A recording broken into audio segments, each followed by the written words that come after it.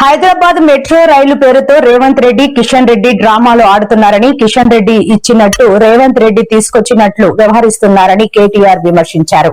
3000 కోట్ల మెట్రో రైలు ఆస్తులపైన రేవంత్ రెడ్డి కన్ను పడిందని, మెట్రో ఆస్తులను తన కుటుంబ సభ్యులకు, అన్నదమ్ములకు, అనుచరులకు అప్పచెప్పే భారీ కుట్రకు రేవంత్ రెడ్డి తెరలేపారని హాట్ కామెంట్స్ చేశారు. ప్రభుత్వం బ్రహ్మాండంగా 72 కిలోమీటర్ల మెట్రో కట్టింది.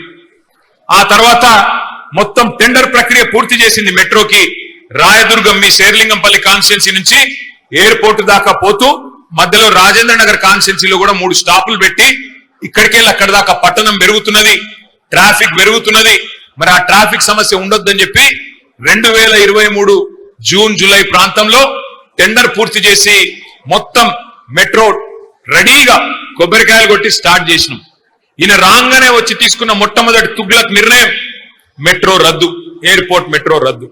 2.5 ఏళ్ళు అయిపోయినాక ఇవాళ డ్రామాలు చేస్తున్నాడు. ఎయిర్పోర్ట్ మెట్రో ఎందుకు రద్దు చేసినవరా నాయన అంటే చెప్పడు. ఇలా ఎయిర్పోర్ట్ మెట్రో కనుక కొనసాగి ఉంటే ఈ పాటికే పూర్తయిపోతుండే. 2 ఏళ్లలోనే పూర్తి కావాలని కండిషన్ పెట్టినాం. అందులో ల్యాండ్ అక్విజిషన్ కూడా లేదు, భూసేకరణ సమస్య కూడా లేదు.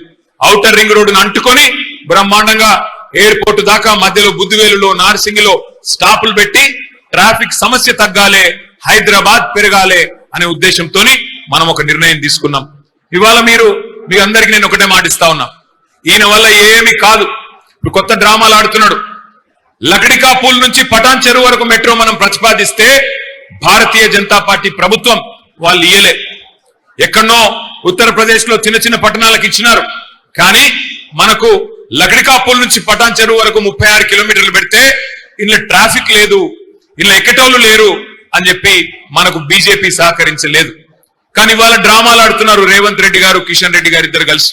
ఈయనేదో అడిగినట్టు, ఆయనేదో ఇచ్చినట్టు, ఏదో ఇద్దరు కలిసి ఢిల్లీలో మళ్ళీ నాటకాలు ఆడుతూ ఉన్నారు.